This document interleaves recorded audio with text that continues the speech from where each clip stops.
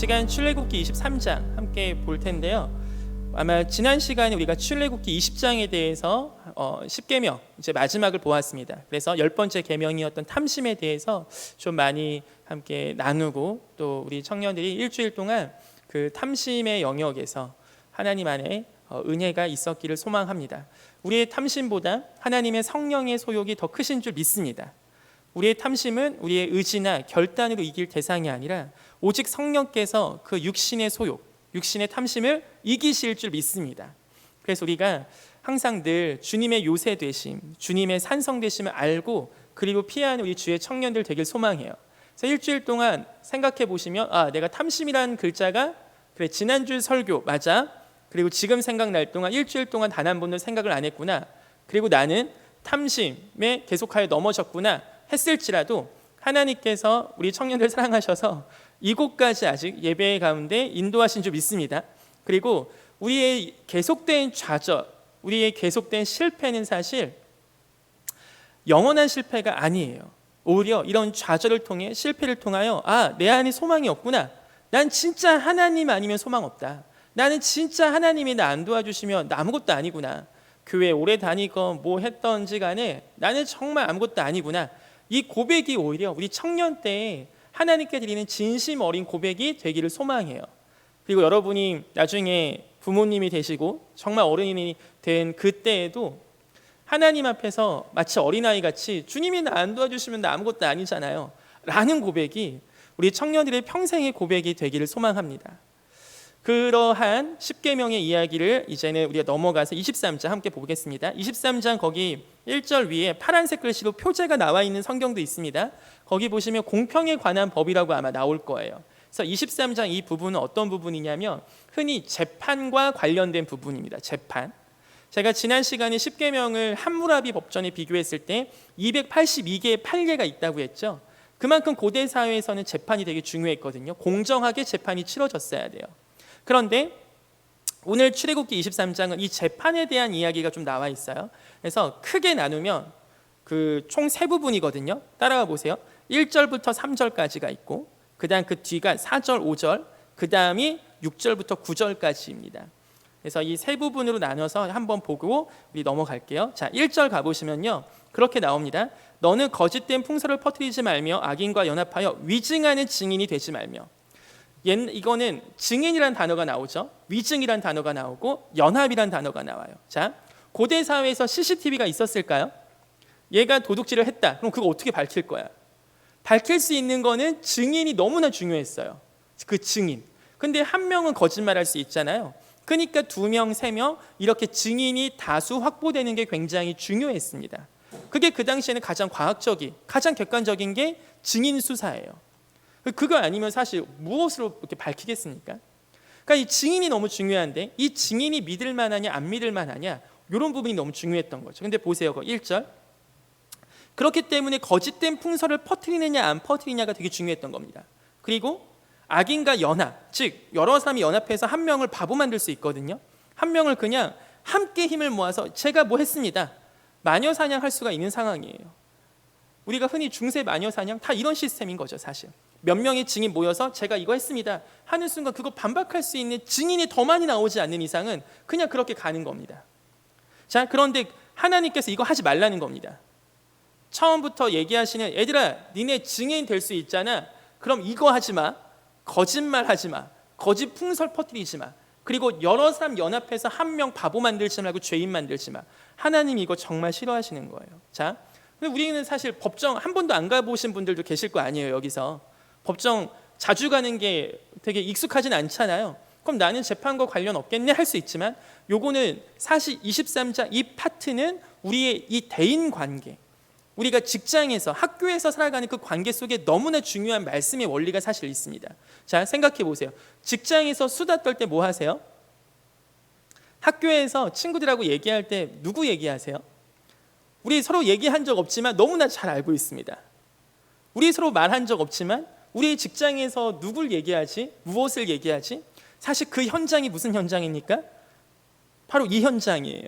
거짓된 풍설을 퍼뜨리고 다수와 연합해서 한 명을 죄인 만들고, 사실 이게 요새 나오고 있는 학폭 문제, 왕따 사건 이런 거 다 등등 이런 문제 아닙니까? 하나님께서 이거 진짜 싫어하십니다.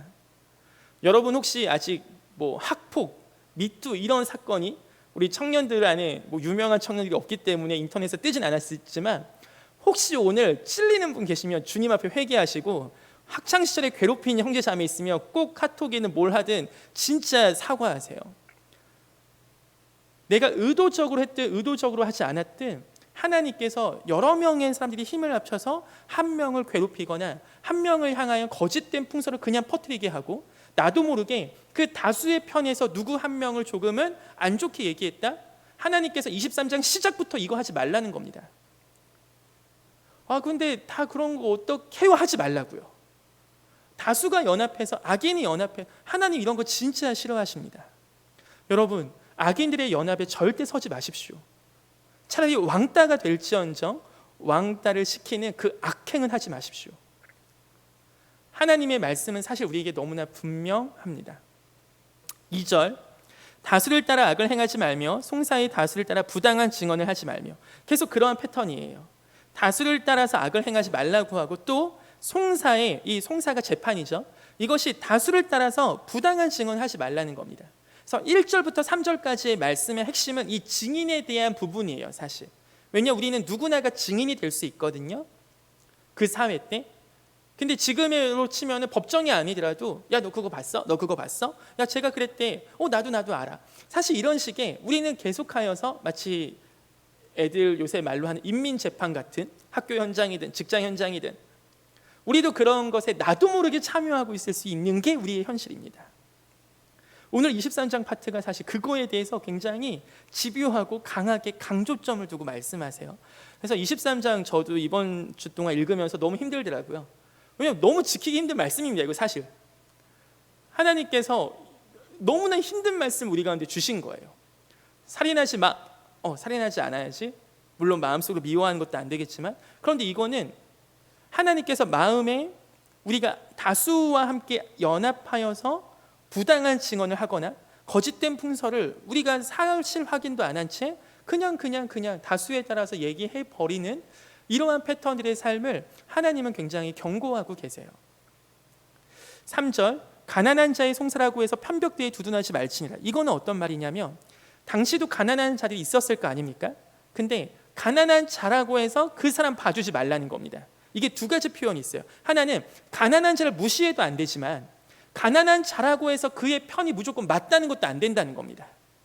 요새는 우리가 뭐 소수권자 운동 혹은 소수들도 존중받아야 된다. 이런 얘기 많잖아요. 근데 다 맞죠. 하지만 여러분 우리가 이 가치는 확실해야 돼요. 뭐냐면 소수가 언제나 옳은 거 아닙니다. 다수가 언제나 옳은 것도 아니듯이 소수도 항상 옳은 거 아니라고요. 다수냐 소수냐에 우리의 어떠한 가치 결정이 되면 안 됩니다. 하나님의 길이 옳습니다. 하나님의 말씀이 옳습니다. 하나님의 말씀이 옳기에 무조건 소수, 무조건 가난한 자, 이 사람들이 우리의 동정심으로 다 봐줘야 돼. 이런 거 성경에 없습니다. 기독교는 사랑의 종교예요. 하지만 공의와 사랑이 하나님이십니다. 아멘. 십자가에는 사랑만 있지 않습니다. 공의와 사랑이 같이 있습니다. 왜냐하면 십자가는 하나님의 심판이 있는 자리거든요. 그걸 예수님이 대신 받으셨기 때문에 사랑이 있는 것이 그러한 공의 없는 사랑은 기독교에 존재하지 않습니다. 즉 하나님이 오늘 얘기하시는 건 어떤 얘기냐면 가난한 자라고 해서 무조건 다 봐주는 거 아니라는 겁니다. 여기서 뭘 얘기하죠? 굉장한 공평함을 얘기해요.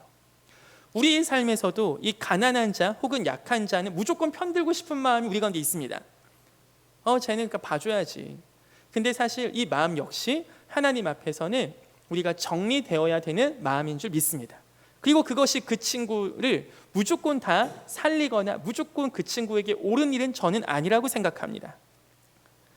교육할 때 이 교육학을 배우거나 누군가를 가르칠 때 되게 중요한 원칙 중에 하나예요. 뭐냐면 이것이 그 친구에게 좋은 점이 될지 나쁜 점이 될지가 중요한 겁니다. 나의 의도와 상관없이. 내 마음은 너무 좋지만 내가 이 친구한테 계속해서 독약을 먹일 수 있습니다. 그렇기 때문에 옳은 길, 좋은 길, 맞는 길을 향해서 잘 가르치는 것이 너무나 중요해요. 근데 요새 사회나 요새 세상에서나 미디어나 이러한 감성적인 이야기들을 많이 하면서 동정심으로 모든 것을 다 덮어버리는, 이게 사실 너무나 심해진 것 같아요. 이 기독교인들, 우리 그리스도인들은요, 신문도 보셔야 되고 뉴스도 보셔야 돼요. 물론 웹툰 보시고 유튜브도 보시겠지만 이 세상이 돌아가는 것에 대해서 깨어 있으셔야 됩니다. 그래야 이 세상에 대해서 우리가 기도할 수 있잖아요. 그래야 이 세상에 대해서 우리가 친구들과 대화할 때 어떻게 옳은 이야기를 더 잘 전할 수 있을까라는 고민이 우리 가운데 있지 않겠습니까? 교회에서만 하나님은 찬양하고 예배하고 기도하는 거 너무 좋고 감사한 일이고 해야 됩니다. 하지만 거기서 우리의 사명은 끝나지 않습니다.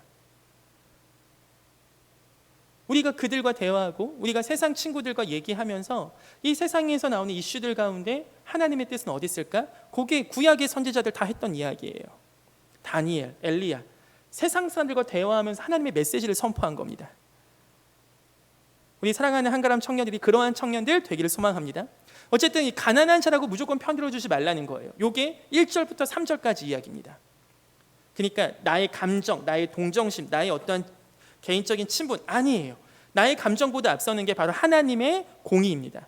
이게 1절부터 3절까지가 우리에게 주는 메시지예요. 자, 4절, 5절은 약간 끝판왕 같은 느낌이 있어서 6절부터 가볼게요. 6절 가보세요. 너는 가난한 자의 송사라고 정의를 굳게 하지 말며, 6절부터는 약간 재판관의 무게중심을 두고 있어요. 1절부터 3절까지는 증인의 삶이었다면 6절부터 9절까지는 재판관, 이러한 어떠한 리더, 장로, 이러한 지도자들에게 하는 말씀입니다. 보세요. 너는 가난한 자의 송사라고 정의를 굳게 하지 말라고 하십니다. 동일한 말씀이에요. 가난한 자가 송사했다고 해서 무조건 그것의 정의를 굳게 하지 말아라, 그거에 영향받지 마라. 하나님의 정의, 하나님의 진리는 그 어떤 것에도 영향받는 거 아니에요. 하나님은 하나님이시기에 하나님이신 겁니다. 우리의 어떠한과 상관없이.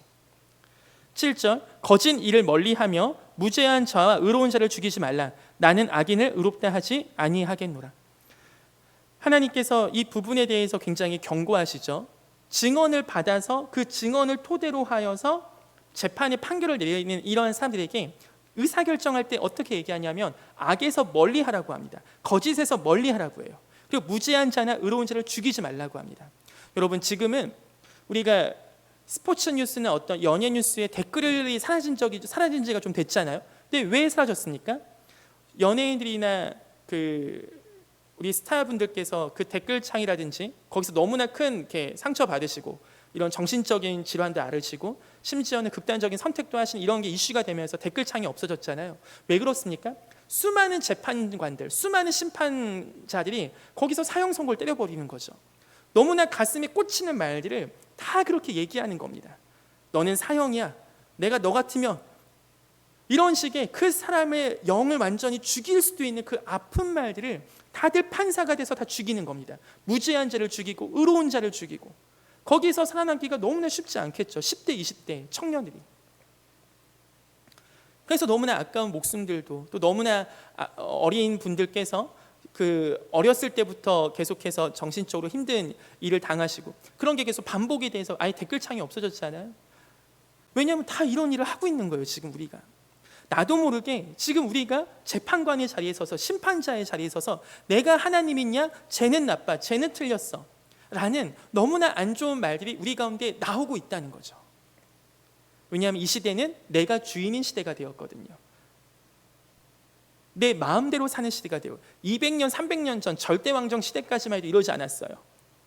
그냥 글 읽는 자체 별로 없어요. 그냥 왕이 시키는 대로 그냥 하는 거지 뭐. 내가 오늘 하루 먹고 사는 거지. 지금처럼 이렇게 엄청난 다수가 똑똑해진 시대가 없습니다. 인류가 시작된 이후에 이렇게 문맹률이 낮아진 적도 없고, 이렇게 수많은 사람이 대학교를 나온 적도 없고, 이렇게 엄청난 인류가 서로가 소통하며 지식이 어제와 오늘 엄청나게 다른 속도로 이렇게 지식이 막 확장되는 이때가 없었습니다. 그래서 어떻게 됐습니까? 내가 하나님이 된 때가 됐습니다.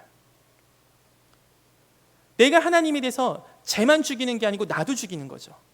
그러면서 날 평가하고 날 판단하고, 내가 날 지은 것도 아님에도 불구하고 내 삶의 주인이 나있냐, 내가 날 판단하고 평가하고 좌절하고 무너져 버리는, 우리가 나의 삶의 주인 되었던 그 삶에서 정말 그 심판자의 자리에서 내려오는 은혜가 있기를 소망합니다. 우리 마음의 보좌에는 오직 주님만 앉으시기를 소망해요.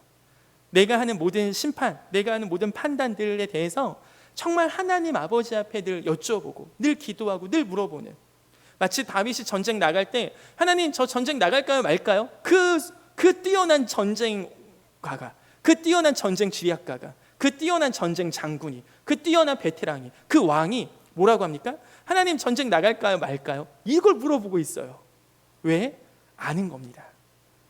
내 결정, 내 경험, 내 모든 것 다 합친 것보다 하나님이 왕이신 거, 이걸 광야에서 다윗이 훈련받은 거죠. 그러니까 하나님이 세우신 사울까지 자기 생각엔 저 사람은 나의 원수야, 자기 생각에는, 자기 경험에는 죽여야 돼. 하지만 하나님이 세우신 그 단 한 가지 이유로 나의 왕은 하나님이시니까 안 죽이는 겁니다. 여러분, 우리 이 시대에 저는 정말 이러한 크리스찬들이 회복이 돼야 된다 생각합니다. 은사 많은 거, 능력 많은 거, 잘할 줄 많은 거, 그거는 하나님이 알아서 주세요. 근데 진짜 하나님이 찾으시는 그 한 명 누굽니까?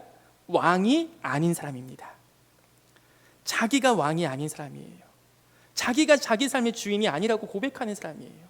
자기 삶은 진짜 하나님 거라고 늘 하나님 저 못해요, 이거 하나님이 도와주셔야 돼요, 하나님 나 이거 진짜 못해, 하나님 나 안 도와주면 아무것도 못해요. 하나님이 나의 요새, 하나님이 나의 산성, 하나님이 나의 피알파, 그게 무슨 말입니까? 그거예요.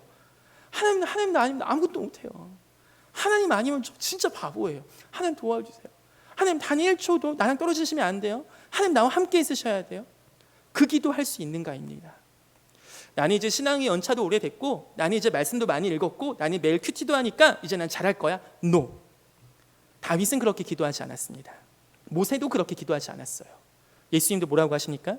내가 세상 끝날까지 너희와 항상 함께 하겠다. 내가 네 안에, 네가 내 안에. 그게 무슨 말이에요? 떨어지지 않는 하나님과의 동행함이 우리 가운데 필요하다는 겁니다. 근데 우리는 하나님을 같이 있으셔도 내 조수 정도, 좀 필요할 때 부를 수 있는 비서 정도, 이거 좀 하세요 하나님. 그리고 모든 결정은 내가 합니다. 왜냐? 내가 내 삶의 주인이니까 내가 하고 싶은 대로 해야죠. 그리고 하나님 잠깐 생각날 때 도와주세요. 하지만 성경에 나오는 크리스찬의 삶은 그러지 않습니다. 제가 지금 사실 저도 잘 못하는 이야기 하고 있어요. 그래서 아마 천국 가서 엄청 혼날 것 같아요. 야, 너도 못하는 거 얘기하냐? 라고. 그만큼 정말 쉽지 않은 거예요. 그런데 하나님께서 이걸 우리 가운데 왜 말씀하시는지 뒤에서 한번 또 보기를 원합니다. 자, 8절 가볼까요? 너는 뇌물을 받지 말라. 뇌물은 밝은 자의 눈을 어둡게 하고 의로운 자의 말을 굳게 한다. 이방 나그네 압제하지 말라. 애굽 땅에서 나그네 되었은즉 나그네의 사정을 아느니라. 그 당시에 지도자들에게 하시는 말씀, 하나님은 나그네를 돌볼 것을 얘기하시고 뇌물 받지, 즉 공정함에 대해서 계속 얘기하십니다. 자, 그렇다면 이 부분은 우리가 내가 공정하게 살고 내가 어떠한 편에 서야 되고 하는지에 대한, 즉 내가 악한 일을 행하지 않는 일에 대한 부분을 얘기해요. 그런데 약간 생뚱맞게 4절과 5절 중간을 좀 볼까요? 자, 4절 5절. 네가 만일 네 원수의 길 잃은 소나 나귀를 보거든 반드시 그 사람에게로 돌릴지며, 네가 만일 너를 미워하는 자의 나귀가 짐을 싣고 엎드러짐을 보거든 그것을 버려두지 말고 그것을 도와 그 짐을 부릴지니라. 자, 성경에서 제가 예전에 아마 목자 모임 때는 좀 설명드린 것 같은데, 성경은 X자라는 그런 구도가 있어요. 그게 뭐냐면 A가 있고 A-가 있으면 그 중간에 가장, 이게 메인 메시지예요. 다시 이렇게 1, 2, 3이 있잖아요. 그럼 1하고 3이 좀 비슷해요. 처음과 끝이 좀 비슷해요. 이게 굳이 그 얘기하면 수미 쌍관식 구조예요. 여기가 처음과 끝이 쌍둥이 같이 비슷하다. 자, 그리고 가운데가 좀 다르다. 자, 그러면 어떤 메시지냐면 이 유대인들의 암기법이 굉장히 발달했거든요. 얘는 이걸 다 외워버려요. 13살 때. 창출, 내, 민신, 모세 오경을 13살 때 다 외워야 돼요. 그러니까 어떻게 외우냐? 이런 구조를 가지고 외우는 거예요. 그러니까 그냥 외우는 게 아니고 모든 패러그래프가, 이런 문단들이 이러한 그 구조를 갖고 있어요. 그래서 처음과 끝이 비슷해요. 그리고 그 가운데가 좀 달라요. 그 가운데가 메인 메시지인 겁니다. 그래서 오늘 보시면 그게 이 본문이 딱 그 본문입니다. 1절부터 9절까지 보시면 처음 1, 2, 3절과 6, 7, 8, 9절이 좀 비슷하게 돼 있고 가운데가 약간 희한해요. 그 얘기는 뭡니까? 이 가운데가 오늘 본문의 메인 메시지라는 겁니다. 다시 보세요. 뭐가 등장하냐? 원수가 등장해요. 자, 원수의 길 잃은 소나 나귀를 보거든. 일단 감이 오죠. 원수가 있는데 그 원수의 길 잃은 소나 나귀가 있어. 그럼 어떻게 해야 됩니까? 얘네를 가지고 원수한테 데리고 가줘야 돼요. 이게 오늘 4절 말씀입니다. 자, 5절은 어떻게 돼 있죠? 이건 더 나갔어. 너를 미워하는 자의 나귀가 짐을 싣고 엎드러졌어. 가다가 뭔가 잘 안 됐어. 그럼 어떻게 해야 됩니까? 그것을 버려두지 말고 그것을 도우라고 합니다. 그 짐을 부릴지니라. 같이 일하라는 겁니다. 이게 그럼 도와주면 되죠. 막 리어카 끌고 가신 할아버지 좀 도와주면 되죠. 근데 이거 다시 제가 섞어서 다시 얘기해 볼게요. 이 얘기는 뭐냐면 오늘 내가 퇴근 딱 하려고 했어. 칼퇴. 아싸. 나가려고 하는데 나한테 갑질하는 상사 혹은 나한테 항상 민폐 끼치는 내 동료가 있는데 이 사람 일이 안 끝난 겁니다. 야근을 하고 있네. 야근을 하고 있구나. 그럼 내가 저 사람과 남아서 이 야근을 도와줘야겠다. 자, 이렇게 가능하시겠습니까? 조별 과제가 있어. 각자 맡은 게 있어. 내 원수가 같이 배정됐네. 근데 그 원수가 길을 잃었어. 근데 내가 그 아이와 밤을 새서 그 과제를 해낸다는 겁니다. 가능하시겠습니까? 친구 아니에요. 원수예요. 여러분 진짜 꼴 보기 싫은 개예요. 그거. 막 보기만 해도 너무 짜증나고 내가 유일하게 주일날 교회 와서 좋은 이유가 뭐냐면 개 안 봐서야. 개 안 봐서. 그런 애 개예요. 개. 걔가 돈을 잃어버리면 걔 돈 찾아서 줘야 되고 걔가 책을 잃어버리면 걔 책 찾아서 줘야 되고 걔가 일을 할 때 길을 잃어버렸어. 걔가 일을 할 때 완전히 망했어. 그럼 그거 같이 가서 같이 망한 것처럼 같이 이렇게 일으켜서 도와주라는 겁니다.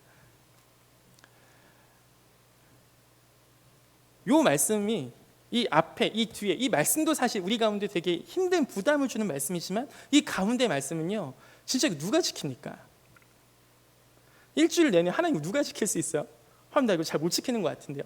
제가 저의 삶을 생각해 봤어요. 초임 소위 지금부터 한 10년 전에 그래 나도 그 간부 군대에서 한 3년 6개월 한 4년 가까이 장교라는 삶을 살면서 이것저것 당해봤지. 중간 관리자로서 위에서도 좀 지켜보고 밑에서 애들도 막 이렇게 하는 것도 경험해보고 부사관 아저씨들 기싸움도 해보고 생각해봤을 때 진짜 꼴 보기 싫은 부사관 아저씨가 있는데 그 아저씨랑 야근을 같이 한다? 막 너무 마음 가운데 숨이 턱턱 막히는 거예요. 나도 목회하겠는데 이거 어떻게 설교합니까? 이게 저 일주일 동안 기도 제목이었어요. 아니 어떻게 해요? 나는 그런 적이 있나? 생각해 보려고 해도 잘 생각이 안 나. 그 얘기는 뭐예요? 그런 적이 별로 없다는 겁니다.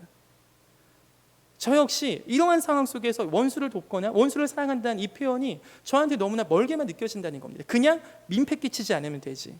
그냥 내 앞가림 잘하면 되지. 사실 이렇게 산다는 거죠. 그런데 하나님은 일주일 동안 이 말씀을 보면서 그런 삶이 아니라고 저한테 계속 말씀하시는 것 같은 거예요.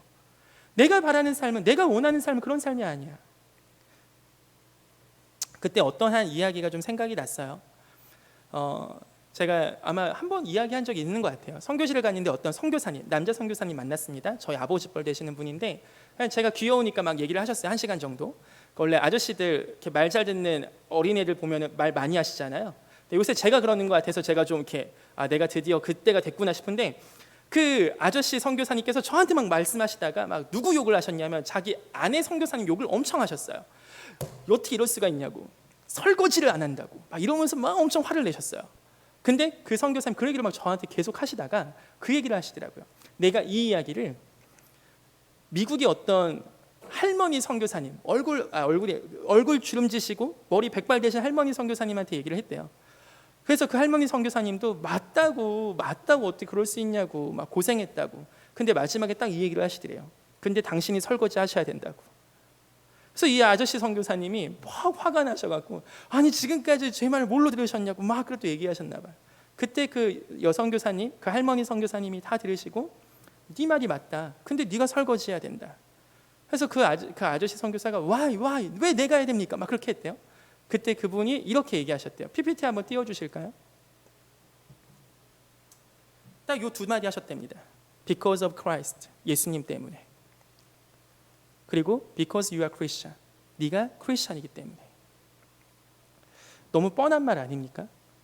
근데 우리에게는 그래서 뭐요? 이런 거부감 생기죠? 이거 뭐예요? 내공이 부족하신 크리스찬들입니다.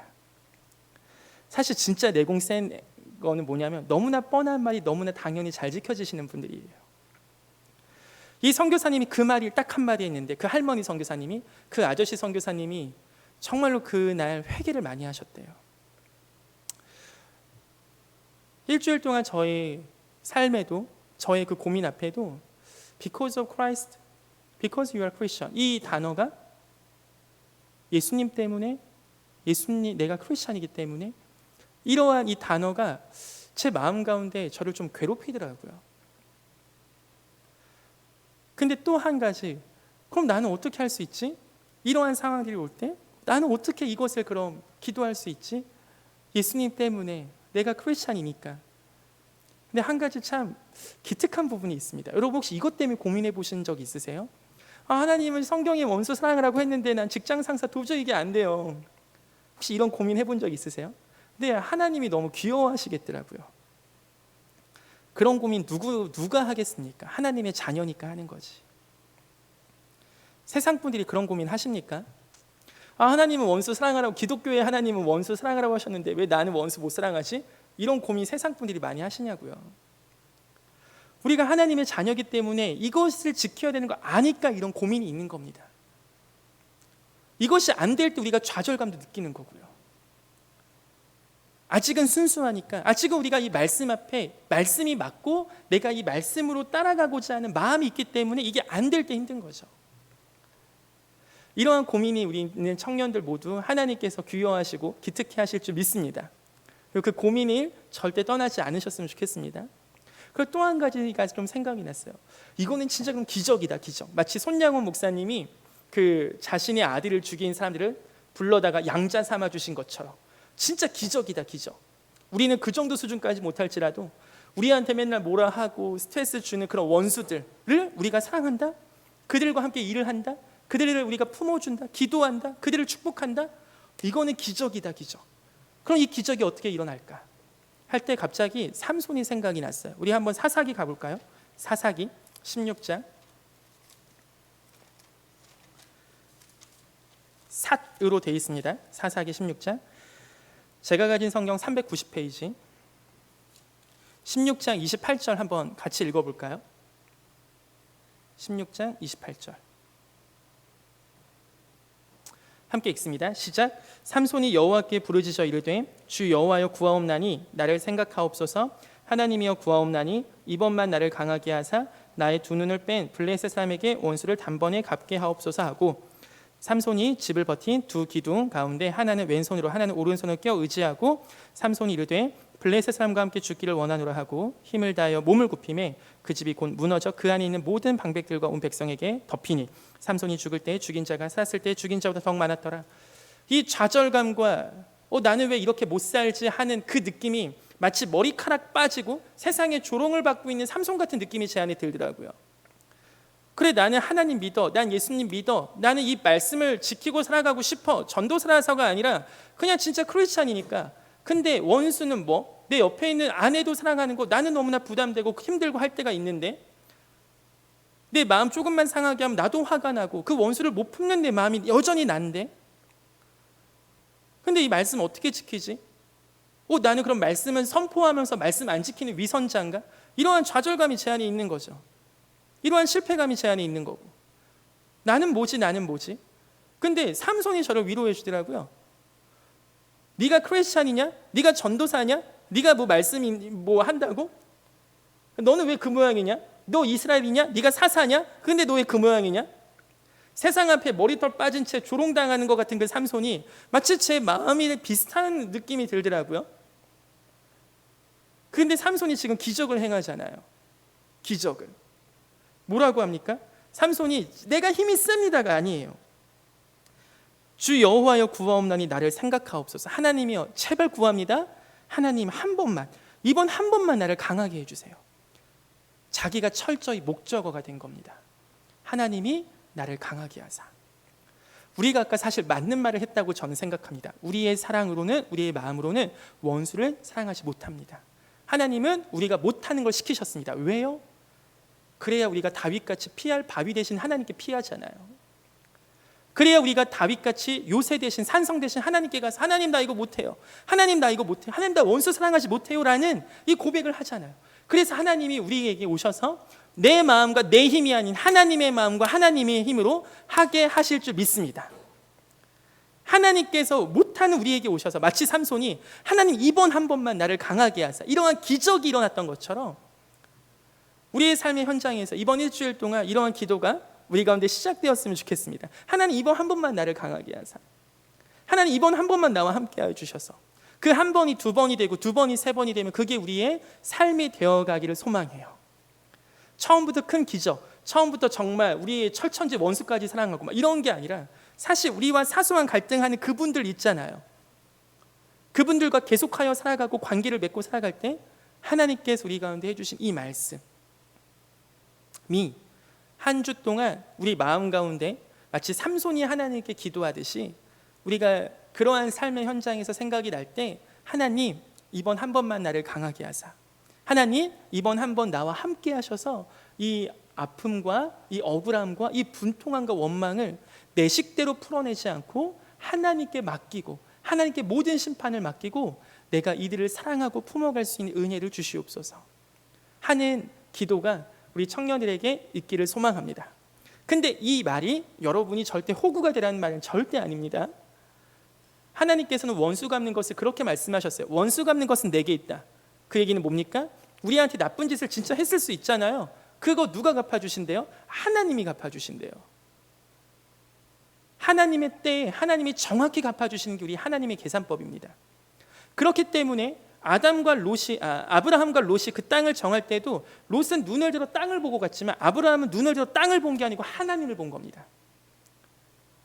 왜냐? 우리의 눈에는 주변에 보이는 땅이 아니라 하나님이 있습니다. 하나님이 우리의 원수됨을 갚아주십니다. 그분의 보응은 확실합니다.